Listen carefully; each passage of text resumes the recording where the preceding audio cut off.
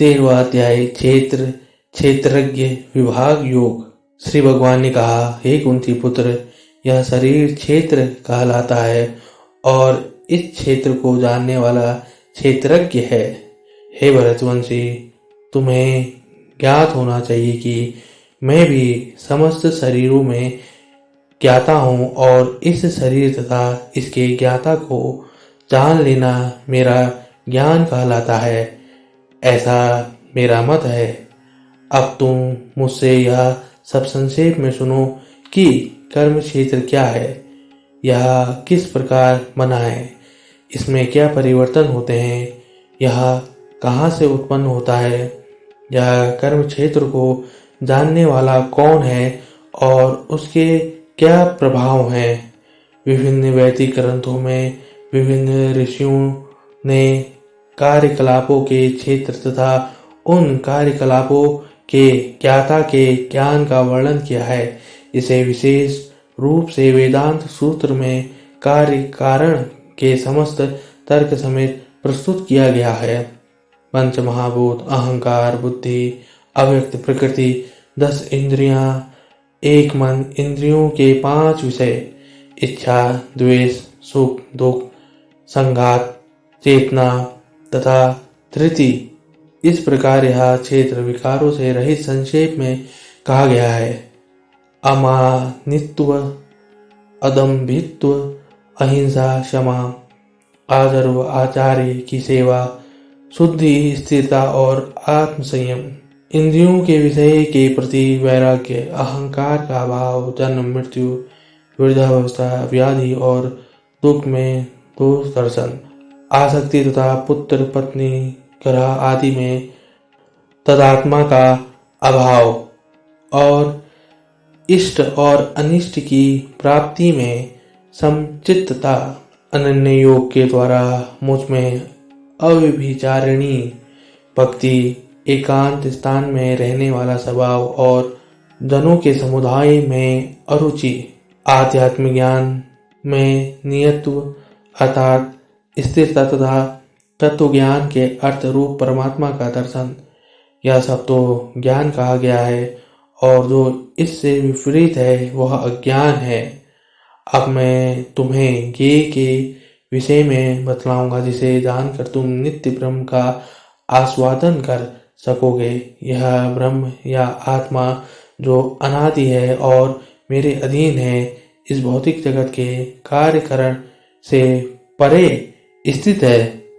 उनके हाथ पांव, आंखें, सिर तथा मुंह तथा उनके कान सर्वत्र हैं। इस प्रकार परमात्मा सभी वस्तुओं में व्याप्त होकर अव्यवस्थित है। परमात्मा समस्त इंद्रियों के मूल स्रोत हैं, फिर भी वे इंद्रियों से रहित हैं। वे समस्त जीवों के पालन करता होकर भी अनासक्त हैं। वे प्रकृति के गुणों से परे हैं, फिर भी वे भौतिक प्रकृति के समस्त गुणों के स्वामी हैं। परम सत्य जड़ तथा जंगम समस्त जीवों के बाहर तथा भीतर स्थित हैं। सूक्ष्म होने के कारण वे भौतिक इंद्रियों के द्वारा जानने या देखने से परे हैं। यद्यपि वे अत्यंत दूर रहते हैं, किंतु हम सबों के निकट भी हैं। यद्यपि परमात्मा समस्त जीवों के मध्य विभाजित प्रतीत होता है, लेकिन कभी भी विभाजित नहीं है। वह एक रूप में स्थित है।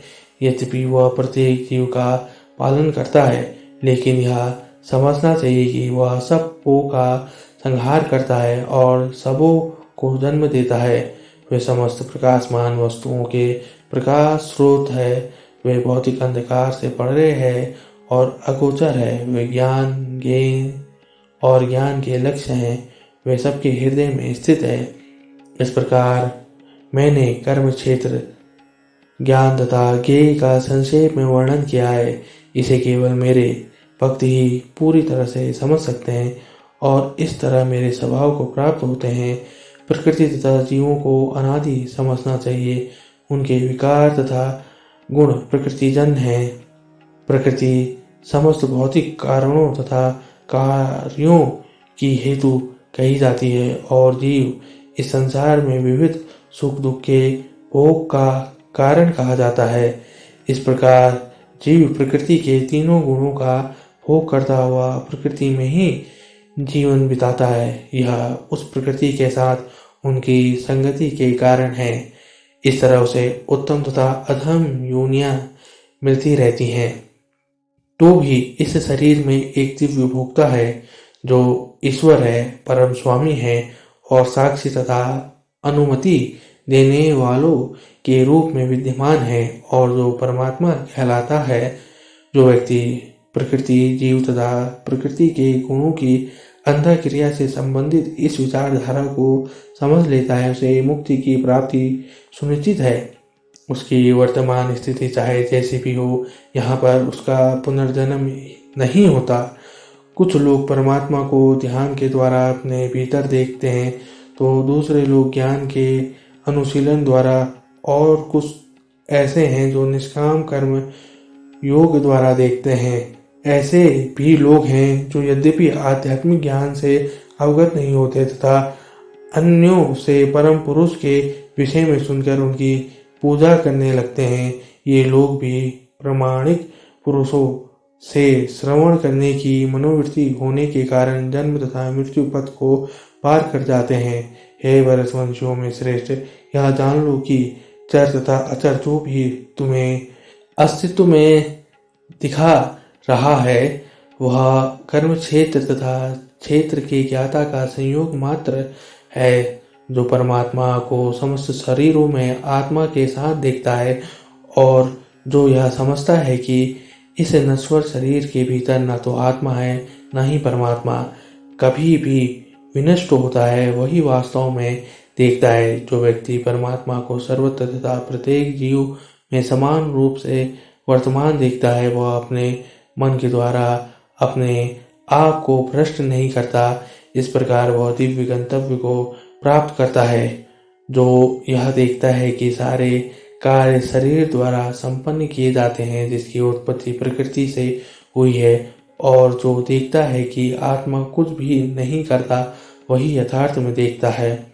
जब विवेकवान व्यक्ति विभिन्न भौतिक शरीरों के कारण विभिन्न स्वरूपों को देखना बंद कर देता है और यह देखता है कि किस प्रकार जीव सर्वत्र फैले हुए हैं, तो वह ब्रह्मबोध को प्राप्त होता है।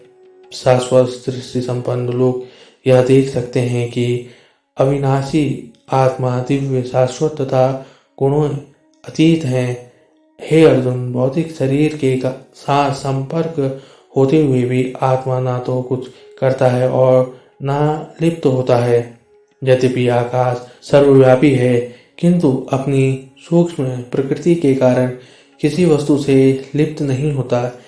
इसी प्रकार ब्रह्म दृष्टि में स्थित आत्मा शरीर में स्थित रहते हुए भी शरीर से लिप्त नहीं होता।